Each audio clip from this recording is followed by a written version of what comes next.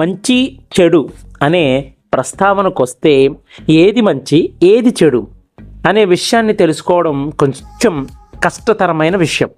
ఒక మనిషి మంచివాడు, ఒక మనిషి చెడ్డవాడు అనే విషయాన్ని చాలామంది చెప్తుంటారు.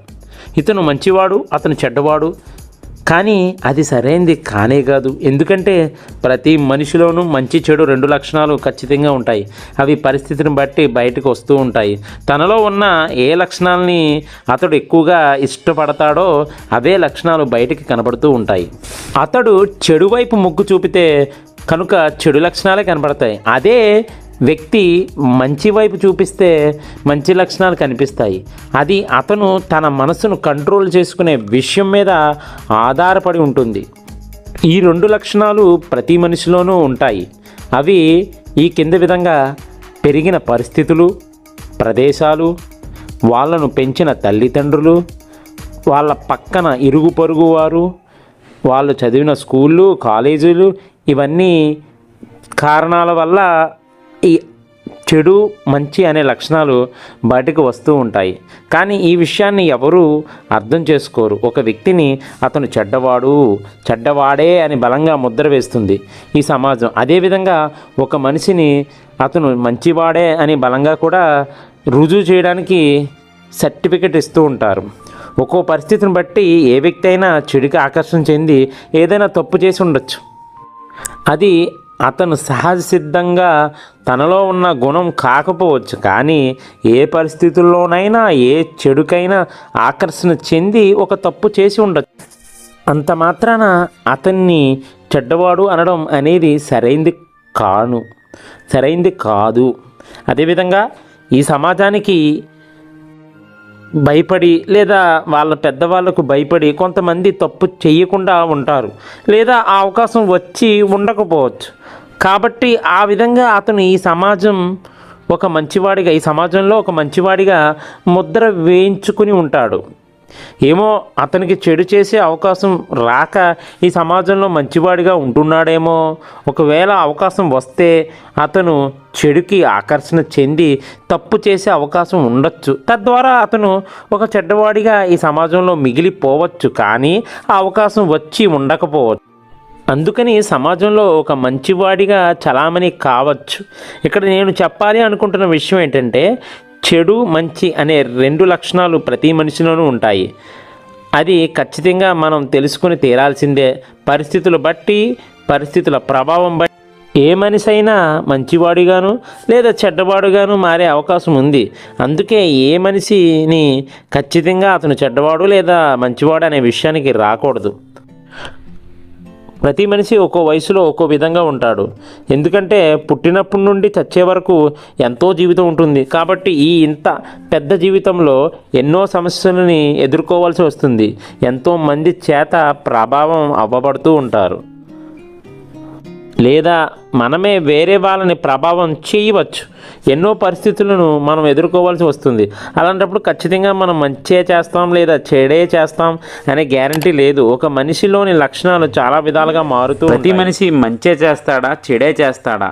దీనికి కారణం మనస్సుని నియంత్రణలోకి తెచ్చుకోవడం మీద ఒక మనిషి లక్షణాలు అనేవి చెడు వైపు ప్రయాణిస్తున్నాయా లేదా మంచి వైపు ప్రయాణిస్తున్నాయా అనేది ఒక్క మనస్సుని నియంత్రణలోకి పెట్టుకోవడం మీద ఆధారపడి ఉంటుంది.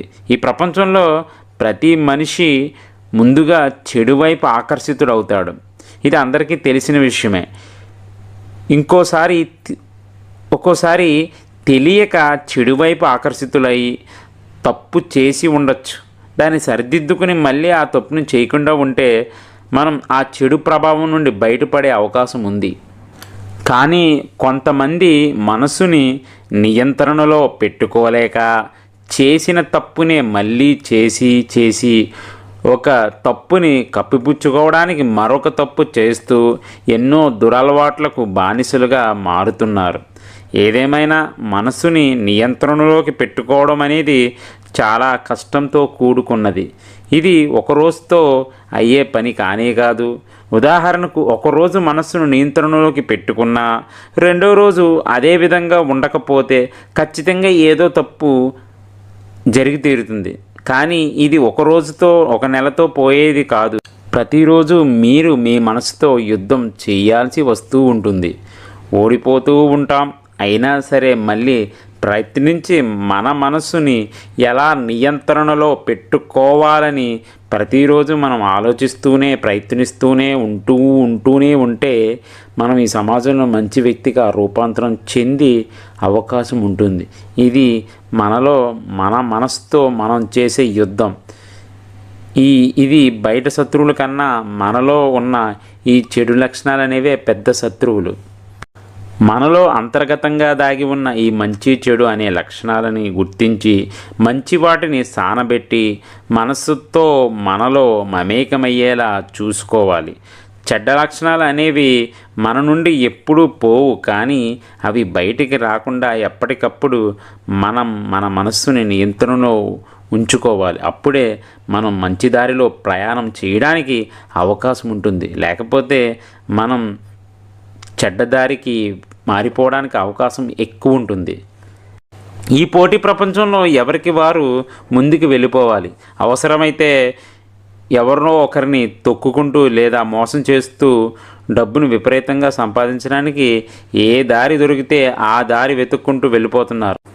అలా ఏదో ఒకటి చేసి మునుముందుకు వెళ్ళిపోవడమే ఇప్పుడున్న ప్రజల యొక్క అంతిమ ధ్యేయంగా మారిపోయింది. ఇప్పుడు ఈ సమాజంలో మంచి చెడుకి తేడా లేకుండా ప్రజలు జీవిస్తున్నారు. మనం చేస్తున్నది చెడు అని తెలిసినా చేస్తూనే ఉన్నాం. మంచి చేయడం లేదని తెలిసినా చేయకుండానే ఉంటున్నాం. రేపటి పౌరులైన ఈనాటి చిన్నారుల యొక్క విద్యాభ్యాసం కూడా అంత గొప్పగా ఏమీ ఉండడం లేదు. చదువు అంటే మార్క్స్తోనూ ర్యాంకులతోనూ ఒక స్కూలు మరొక స్కూల్ను చూసి పిల్లలకి ర్యాంకులను రావాలని చెప్పి వాళ్ళకి ఎటువంటి నీతి పాఠాలను బోధించకుండా పాఠశాలను నడిపిస్తూ పోతున్నారు. చదువు అని స్టడీ అవర్లతో వృద్ధి పాడేస్తున్నారు. తల్లిదండ్రులు కూడా మా వాడికి ర్యాంకులు వస్తే చాలు, సమాజంలో పరువు ప్రతిష్టలకి ఎటువంటి భంగం కలగదని భావిస్తున్నారే తప్ప వాళ్ళకి ఎంతవరకు జ్ఞానం అనేది ఎంతవరకు నేర్చుకుంటున్నారు, వాళ్ళు నేర్చుకున్న జ్ఞానంతో ఈ సమాజంలో వాళ్ళు ఎలా ప్రవర్తిస్తున్నారు అనే విషయాన్ని విస్మరిస్తున్నారు. అసలు చదువు అంటేనే మార్క్స్ ర్యాంకులు అనే అపోహతో ఉపాధ్యాయులు తల్లిదండ్రులు ఉంటున్నారు. అదే పిల్లలు కూడా అలాగే అనుకుంటున్నారు. కానీ చదువు అంటే మార్క్స్ ర్యాంకులు కాదు, అది ఒక జ్ఞానం. ఆ జ్ఞానంతో మనం రేపు ఈ సమాజంలో ఒక పౌరుడిగా ఎలా బ్రతకాలి, మనం ఒక ఆర్థికంగా అభివృద్ధి చెందుతూ మన కుటుంబాన్ని బాగా చూసుకుంటూ సమాజం పట్ల ఒక నిజాయితీ పౌరుడిగా ఎంతో కొంత ఈ దేశ అభివృద్ధిలో కొంతైనా తనకు తోచిన సహాయం చేయడమే ఒక చదువు నేర్పే అసలైన విద్య అవుతుంది. ఒక మనిషి చెడిపోవడానికి, ఒక మనిషి బాగుపడడానికి తను ఒక్కడే కారణం కానే కాదు, ఒకదానితో ఒకటి లింకు ఉంటూనే ఉంటుంది. అది ఒక దేశ పరిపాలన కావచ్చు, ఒక సమాజంలో ప్రజల యొక్క కట్టుబాట్లు అయి ఉండొచ్చు, ఒక కుటుంబంలో వాళ్ళు ప్రవర్తించే విధి విధానాలు అయి ఉండొచ్చు, వాళ్ళు తిరిగే స్నేహితులు సాన్నిహిత్యం అయి ఉండొచ్చు. ఏదేమైనా ఒక మనిషి బాగుపడాలన్నా, ఒక మనిషి చెడిపోవాలన్నా ఒక మనిషి కారణం కాకపోవచ్చు. దానికి ఇతరులతో సత్సంబంధాలు ఉండి ఉండొచ్చు. ఖచ్చితంగా ఎవరో ఒకరి ప్రభావం అనేది ఉండి తీరుతుంది. ఏదేమైనా ఒక మనిషిలోని మంచి చెడు లక్షణాలను అన్వేషిస్తూ వెళ్తూ ఉంటే ఎన్నో ఆశ్చర్యకరమైన విషయాలు వెలువడుతూ ఉంటాయి. మనసులో ఉన్న ఈ రెండు గుణాలు ఎప్పటికప్పుడు కొత్త రూపానికి మారుతూ ఉంటాయి. పాత రోజులకి కొత్త రోజులకి మధ్యకి చెడుకి మధ్య ఎన్నో వ్యత్యాసాలు చాలా మారుతూ వస్తున్నాయి. చెడు లక్షణాలకి ఎక్కువ బానిసలుగా మారుతున్నారు. మంచిగా ఉండడానికి ఇబ్బందిగా ఫీల్ అవుతున్నారు. రోజుకి పెరుగుతున్న ఈ టెక్నాలజీ మనిషిలో ఉన్న ఈ చెడు మంచి లక్షణాలు ఎటు నుంచి ఎటు తీసుకువెళ్తున్నాయో అర్థం కావడం లేదు. మంచి కోసమే అని ఉపయోగిస్తూ ఉంటే చివరిగా వాటికి బానిసలుగా మారి చెడ్డవారిగా మారుతున్నారు. అసలు ఈ టెక్నాలజీ మనల్ని మునుముందుకు తీసుకువెళ్తున్నట్టు చూపిస్తున్నా కానీ చివరికి ఈ మానవ సంబంధాలు ఏమైపోతున్నాయో తెలియడం లేదు. ఎంతవరకు వీటిని ఉపయోగించి మనం ముందుకు వెళ్ళాలో అనే విషయాన్ని విస్మరించి వాటికి బానిసలుగా మారి మన జీవితమే భయంగా మారిపోయే స్థితిలోకి వెళ్ళిపోతున్నాము. ఎంతో అనుభవం ఉన్న పెద్దవారు వాళ్ళలో ఉన్న చెడు లక్షణాలని నియంత్రించుకోలేక ఎన్నో తప్పులు చేస్తున్నారు. ఇక ఎటువంటి అనుభవం లేని చిన్నపిల్లలు వారి మనసును ఏ విధంగా నియంత్రించుకోగలరు? పెద్దవారికే సాధ్యం కానిది చిన్నవారికి ఏ విధంగా సాధ్యమవుతుంది? కానీ ఒక్కో సందర్భంలో పెద్దవారికి సాధ్యం కానిది చిన్నవారు చేసి చూపించే అవకాశం లేకపోలేదు. అందుకే అంటారు, మంచి ఎవరి నుండైనా, అది చిన్నవారైనా పెద్దవారైనా పేదవారైనా, తీసుకోవడంలో ఎటువంటి తప్పు లేదనేది జగమెరిగిన సత్యం. ఈ సమాజంలో చాలామంది పెద్దవాళ్ళు ఒక నిర్ణయానికి వచ్చేస్తారు, అతను మంచివాడు, ఇతను చెడ్డవాడు. నాకు తెలియని విషయం ఏంటంటే, అసలు ఒక వ్యక్తిని మనం ఎలా మంచివాడిగా నిర్ణయిస్తాం, అదేవిధంగా ఒక వ్యక్తిని ఎలా చెడ్డవాడిగా నిర్ణయిస్తాం? ఈ రెండు లక్షణాలు మనిషిలో ఉన్నప్పుడు పరిస్థితుల ప్రభావం బట్టి ఏ లక్షణమైనా బయటపడే అవకాశాలు ఉన్నాయి. అలాంటప్పుడు ఒక వ్యక్తి మంచివాడు లేదా ఒక వ్యక్తి చెడ్డవాడు అని నిర్ణయించడం అనేది చాలా కష్టంతో కూడుకున్న పని. ఇక చదువు విషయంలో మాట్లాడుకుంటే, కొంతమంది ఉపాధ్యాయులు ఉంటారు లేదా పెద్దవాళ్ళు కూడా ఉండొచ్చు. వీడు బాగా చదువుతాడు, వాడు బాగా చదవడు, వీడు ఎందుకు పనికిరాడు, వాడు మాత్రం అద్భుతంగా చదువుతాడు. సో బాగా చదువుతాడు కాబట్టి వాడు మంచివాడు, బాగా చదవకపోతే వాడు చెడ్డవాడు అనే నిర్ణయానికి వచ్చేస్తూ ఉంటారు. అసలు ఒక వ్యక్తి యొక్క తెలివిని కొలిచే కొలమానం అంటూ ఉందా? బాగా చదివేవాడు ఏ విధంగా తెలివైనవాడు? ఏదో ఒక సబ్జెక్టులో కానీ ఏదో ఒక విషయంలో కానీ తన ప్రతిభ పాఠవాలను చూపించవచ్చు. అంత మాత్రాన అతను పెద్ద తెలివైనవాడు అని మనం గుర్తించగలమా? ఇక మనం చెప్పుకునే బాగా చదవరు అనే వ్యక్తి గురించి మాట్లాడుకుంటే, ఒక చదువు విషయంలో అతను బాగా చదివి ఉండకపోవచ్చు, అంత మాత్రాన అతన్ని ఎందుకు పనికిరాడు అనే విషయం మనం ఎలా నిర్ణయించగలము? ఏమో వేరే దాని మీద అతనికి ఇంట్రెస్ట్ ఉండవచ్చు, కాబట్టి రేపు తనకు తాను నచ్చిన పని చేస్తూ హ్యాపీగా ఉండవచ్చేమో. చదువు ఎప్పుడు మనిషి యొక్క విజయాన్ని నిర్ణయించదు. చదువు జ్ఞాన సముపార్జనకై మాత్రమే ఉపకరిస్తుంది. ఆ చదువు మనకిచ్చే జ్ఞానంతో రేపు మనం ఎలా అభివృద్ధి చెందుతామో దాని మీద ఆధారపడి ఉంటుంది తప్ప చదివినంత మాత్రాన విజయ తీరాలకు వెళ్ళిపోతాను అనుకోకూడదు. చదువు మనం ఏం చెయ్యాలి, ఏమి చేయకూడదు నిర్ణయించడం. చదువు మనకు జ్ఞానం ఇచ్చి ఆ జ్ఞానం మనం ఎలా ఉపయోగించుకుంటాం, తద్వారా ఎలా మునుముందుకు వెళ్తాం అనేదే మన చేతుల్లో ఉంది. కాబట్టి ఎవరి భవిష్యత్తును ఎవరు నిర్ణయించలేరు. ఎవరి భవిష్యత్తుకి వాళ్ళే కర్త కర్మ క్రియ అవుతారు.